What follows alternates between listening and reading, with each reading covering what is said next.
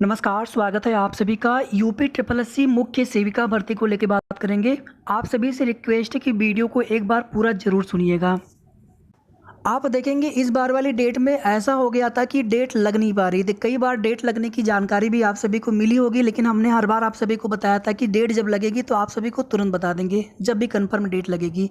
लेकिन अभी तक ऐसी भी कोई डेट सुनवाई के लिए नहीं लग सकी थी जिसमें सुनवाई कराई गई हो। लास्ट सुनवाई 13 फरवरी को हुई थी, उसके बाद से कोई भी हियरिंग नहीं हुई है। यहाँ पर आप देखेंगे आईजीआरएस पर ग्रीवेंस एक डाला गया था, उसका रिप्लाई अगर आप सभी ने देखा होगा तो इसमें सबसे पहले यहाँ पर भर्ती से संबंधित जानकारी दी गई है।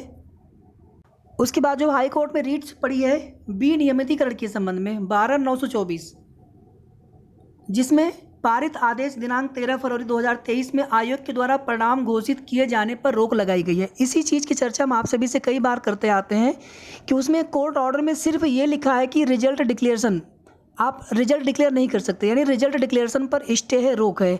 उसमें ना तो ये स्पष्ट किया गया है फाइनल रिजल्ट, और हमने आप सभी से ये भी कहा था कि कंटेम्प्ट का एक ऐसा मामला होता है जिसको कोई भी अधिकारी कभी नहीं चाहेंगे कि हमारे ऊपर कोई भी ऐसी चीज़ें हो, तो जब तक बिल्कुल स्पष्ट इंस्ट्रक्शन प्राप्त नहीं होगा माननीय न्यायालय से।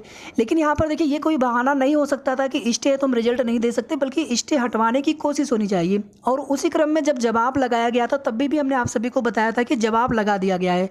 अब उसमें कोर्ट स्टेटस में वो चीज़ें अपडेट हुई हो या ना हुई हो, विभाग से चाहे जो चीज़ें आप सभी को बताया गया हो, लेकिन जो कुछ भी उस समय की सही जानकारी थी हमने आप सभी को दी थी। और यहाँ पर भी आप सभी देख सकते हैं आगे, उक्त के क्रम में माननीय न्यायालय में शपथ पत्र दिनांक 21 जनवरी 2024 को दाखिल करते हुए स्टे वैकेंट किए जाने हेतु अनुरोध किया जा चुका है। पुनः निदेशालय पत्र दिनांक 6 फरवरी 2024 तथा पत्र दिनांक 5 फरवरी 2024 के द्वारा स्टे वैकेंट कराए जाने हेतु अपर महाधिवक्ता माननीय उच्च न्यायालय इलाहाबाद से अनुरोध किया गया है। अतः प्रश्नगत प्रकरण में विभाग के स्तर से प्रभावी पैरवी की जा रही है। जो कुछ भी होना था या होना है या फिर आगे सुनवाई में कराया जाएगा, वो विभाग के स्तर से मजबूत पैरवी की जाएगी, तभी होगी। ये चीज़ें भी हमने आप सभी को कई बार समय समय पर रिपीट की है, वीडियो के माध्यम से जानकारी इसकी दी है हमने आप सभी को। और इसमें देखिए जो कुछ भी ये वार्तालाप पत्राचार किया गया है विभाग के साथ में, ये बहुत ही अच्छा है और आप लोगों के प्रयास के फलस्वरूप ही हुआ है। आगे भी होता लेकिन उसमें देरी होती, फिर अपने हिसाब से करते वो समय लेकर के। लेकिन यहाँ पर आप लोगों के लगातार ऐसी बहुत सारी बहनें हैं जो प्रत्यक्ष और अप्रत्यक्ष रूप से कोशिश कर रही हैं। हम आप भले न जान पाते हो, लेकिन बहुत सारे लोग प्रयास कर रहे हैं, और सफलता मिलना नहीं मिलना या फिर उसका बिल्कुल उचित परिणाम तुरंत भले न मिले, लेकिन आप सभी का प्रयास कभी भी बेकार नहीं जाता है। प्रयास हमेशा आपका अच्छा होता है। अब आगे देखिए, अभी सुनवाई के लिए जो लिस्टिंग एप्लीकेशन फाइल की गई है कल की डेट में, ये एप्लीकेशन सरकारी अधिवक्ता के माध्यम से फाइल की गई है, विभाग या आयोग जो भी आप समझ लीजिए, ना कि इसमें किसी अन्य के द्वारा और थर्ड पार्टी या फिर किसी भी इस तरह की चीज़ें इसमें का कोई मतलब नहीं था आपकी भर्ती में। इसमें भर्ती प्रक्रिया में सिर्फ देरी होती है। रिस्पोंडेंट हैं वो सुनवाई कराएं, पैरवी करें अच्छे से, और याचिकाकर्ता है देखिए वो अपने हक के लिए लड़ रहे हैं, तो उनसे कोई विरोध नहीं होना चाहिए। सिर्फ और सिर्फ यहाँ पर आपकी भर्ती प्रक्रिया 2693 पदों पर जितनी जल्दी हो सके पूरी हो, बस हम लोग इसके लिए कोशिश कर रहे हैं।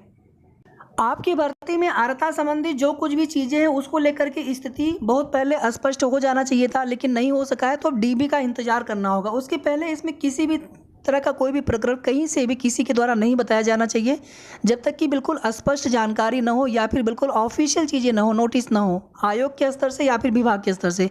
क्योंकि आपकी भर्ती अब आयोग के स्तर से हो रही है, तो जो कुछ भी आगे की डिसीजन होंगे वो आयोग अपने स्तर से लेंगे, चाहे वो विभाग से बात करें या फिर शासन से बात करें।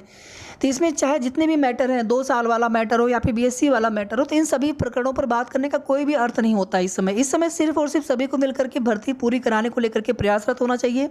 और जिन भी अभ्यर्थियों को लगता है कि हम एलिजिबल हैं, हमारे नंबर अच्छे हैं, और मैं सबके लिए कह रहा हूँ कि किसी भी एक भर्ती के भरोसे बैठे रहने की अपेक्षा हमें साथ में पैरेलल में किसी न किसी अन्य भर्ती की तैयारी करते रहना चाहिए।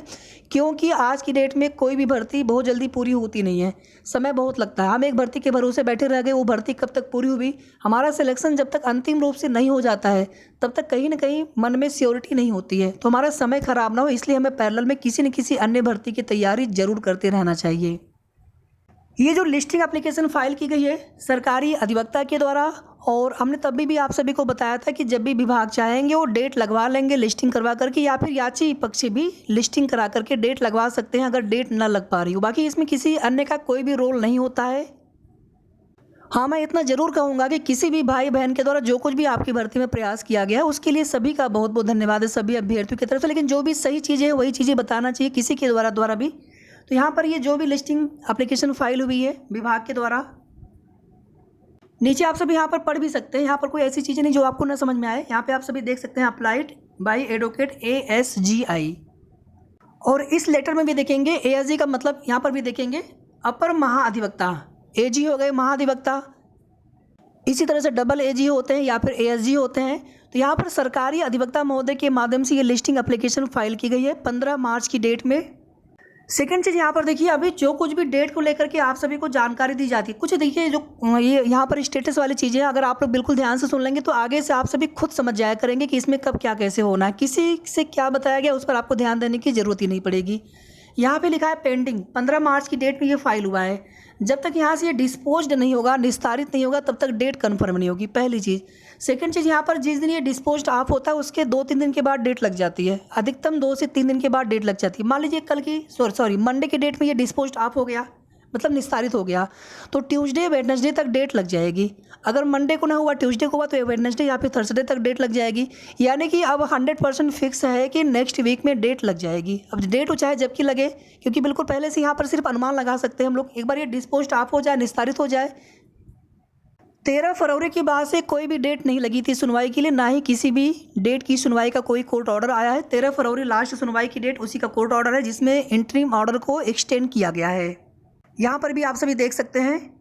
इसी तरह से जब भी डेट लगेगी, कॉज लिस्ट में मैटर आ जाएगा, तो यहाँ पर केस स्टेटस ऑटोमेटिकली अपडेट हो जाता है। केस स्टेटस ऑटोमेटिकली अपडेट हो जाएगा, और ये केस स्टेटस आप सभी चेक कर सकते हैं। इलाहाबाद हाई कोर्ट की ऑफिशियल साइट पर जाएंगे, वहाँ पर जाने के बाद रीट का प्रकार आपको A डालना होता है, रीट संख्या डाल देंगे, 2022 डाल देंगे ईयर। उसके बाद आप कैप्चा फिल करके आप स्टेटस आप खुद भी देख सकते हैं, चाहे कोर्ट ऑर्डर हो, चाहे स्टेटस हो, चाहे कॉज लिस्ट हो। तो फिलहाल में भी कोई भी डेट कन्फर्म डेट नहीं है। जो कुछ भी डेट से चीज़ें जो कुछ भी बताई जाती है किसी के द्वारा भी, तो अभी कोई भी डेट कन्फर्म नहीं है। जैसे ही डेट कन्फर्म होगा आप सभी को हम तुरंत उसकी जानकारी देने का प्रयास करेंगे। फिलहाल में स्टे हटवाने का अनुरोध किया गया है, और इस बार की सुनवाई बहुत ही महत्वपूर्ण रहने वाली है। स्टे हट भी जाएगा, और जहाँ तक हमें लग रहा है कि ये मैटर भी बहुत जल्दी फाइनल हो जाएगा। बशर्ते जब तक सुनवाई होकर के चीज़ें बिल्कुल क्लियर नहीं हो जाती हैं, तब तक हम सभी को धैर्य बनाए रखना है, प्रयास भी अपने स्तर से करते रहना है, और आयोग के ऊपर, विभाग के ऊपर, सबके ऊपर भरोसा भी रखना है।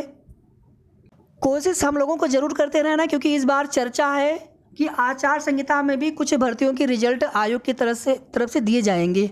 आचार संहिता में रिजल्ट दिए जा सकते हैं। फाइनल रिजल्ट को लेकर के थोड़ा सा संशय होता है, लेकिन बाकी जैसे आपकी भर्ती में DB रिजल्ट है, तो ये रिजल्ट बिल्कुल दिया जा सकता है आचार संहिता में भी, चुनाव आयोग से अनुमति लेकर के। आगे देखिए, आयोग के पास बहुत सारा काम है, बहुत सारी भर्तियां हैं, तो इसीलिए जैसे ही ये कोर्ट में सुनवाई हो जाती है, लगभग 20 से 21 मार्च की डेट लग सकती है, जहाँ तक एक्सपेक्टेड लग रहा है। बाकी एक बार थोड़ा सा वो चीज़ें क्लियर हो तो आप सभी को बता देंगे।